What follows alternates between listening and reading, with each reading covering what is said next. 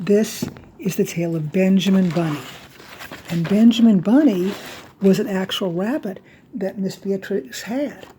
And she said he was kind of funny because he'd act all tough when the danger was gone, like he'd chase a cat that had already turned around. And she drew the pictures for this when she was on vacation in the Lake District, and then later she moved there. One morning, a little rabbit sat on a bank. That's him sitting on the bank. He pricked his ears and listened to the trit-trot of a pony. A gig was coming along the road. It was driven by Mr. McGregor. Beside him sat Mrs. McGregor in her best bonnet. As soon as they had passed, little Benjamin Bunny slid down into the road and set off, with a hop, skip, and a jump, to call upon his relations, who lived in the woods at the back of Mr. McGregor's garden.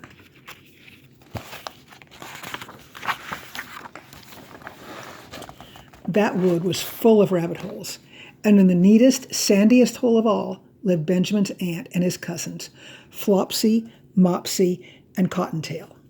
And Peter. Old Mrs. Rabbit was a widow.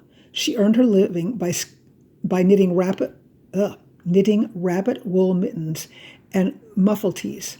I once bought a pair at a bazaar.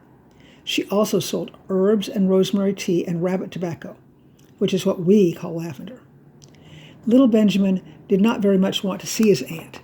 He came around the back of the fir tree and nearly tumbled upon the top of his cousin Peter. Peter was sitting by himself, and he looked poorly and was dressed in a red cotton pocket handkerchief. So there's Peter looking rather poorly. "Peter," said little Benjamin in a whisper, "who has got your clothes?"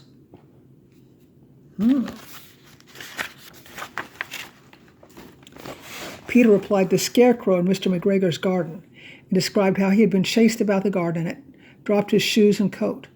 Little Benjamin sat down beside his cousin and assured him that Mr. McGregor had gone out in a gig, and Mrs. McGregor also, and certainly for the day, because she was wearing her best bonnet. Peter said he hoped that would rain. At this point, old Mrs. Rabbit's voice was heard inside the rabbit hole calling, "Cottontail, Cottontail, fetch some more chamomile." Peter said he thought he might feel better if he went for a walk. I think he's trying to get away. They went away hand in hand and got up on the flat top of the wall at the bottom of the wood. From here, they looked down into Mr. McGregor's garden.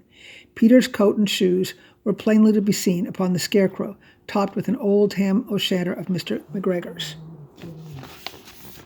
Little Benjamin said, "It spoils people's clothes to squeeze under a gate. The proper way to get in is to climb down a pear tree." Peter fell down head first, but it was of no consequence, as the bed below was newly raked and quite soft. It had been sown with lettuces, so they planted lettuce there. They left a great many odd little footmarks all over the bed, especially little Benjamin, who was wearing clogs. Little Benjamin said that the first thing to be done was to get back Peter's clothes in order that they might be able to use the pocket handkerchief. They took them off the scarecrow. There had been rain during the night. There was water in the shoes, and the coat was somewhat shrunk. Benjamin tried on the tam o' shanter, but it was too big for him. Then he suggested that they should fill the pocket handkerchief with onions and as a little present for his aunt. Peter did not seem to be enjoying himself. He kept hearing noises. Benjamin, on the contrary, was perfectly at home and ate a little lettuce leaf. He said that he was in the habit of coming to the garden with his father to get lettuces for their Sunday dinner. The name of little Benjamin's papa was old Mr. Benjamin Bunny. The lettuces certainly were very, very fine.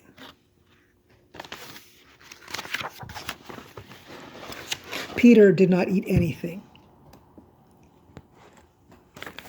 He said he should like to go home. Presently, he dropped half the onions. Little Benjamin said that it was not possible to get back up the pear tree with a load of vegetables. He led the way boldly towards the other end of the garden. They went along a little walk on planks under a sunny red brick wall. The mice sat on their doorstep, cracking cherry stones. They winked at Peter Rabbit and little Benjamin Bunny. There's the mice. Presently, Peter let the pocket handkerchief go again. They got amongst flower pots and frames and tubs. Peter heard noises worse than ever. His eyes were as big as lollipops.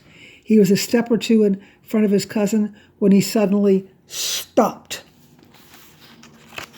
He's losing all the onions. Maybe he picked them up again.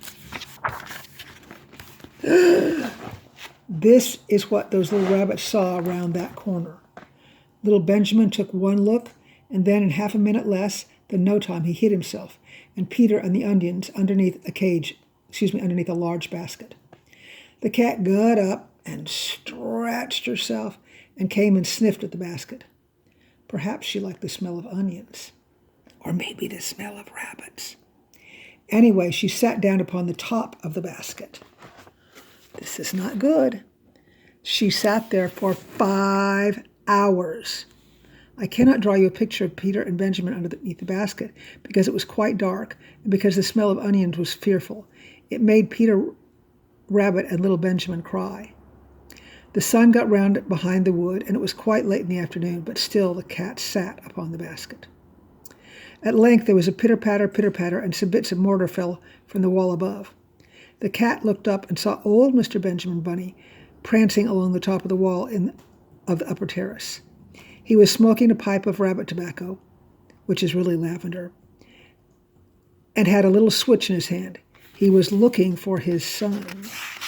I think son might get in trouble. Old Benjamin Bunny had no opinion whatever of cats.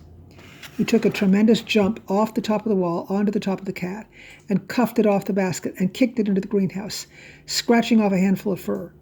The cat was too much surprised to scratch back. When old Mr. Bunny had driven the cat into the greenhouse, he locked the door.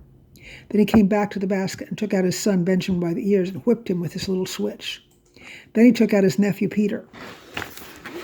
Then he took out the handkerchief of onions and marched out of the garden. When Mr. McGregor returned about half an hour later, he observed several things which perplexed him. It looked as though some person had been walking all over the garden in a pair of clogs. Only the footmarks were too ridiculously little.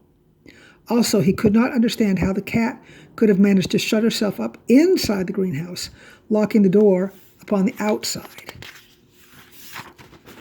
When Peter got home, his mother forgave him because she was so glad to see that he had found his shoes and coat. Cottontail and Peter folded up the pocket handkerchief, and old Mrs. Rabbit strung up the onions and hung them from the kitchen ceiling with the bunches of herbs and rabbit tobacco, or lavender. So it all worked out.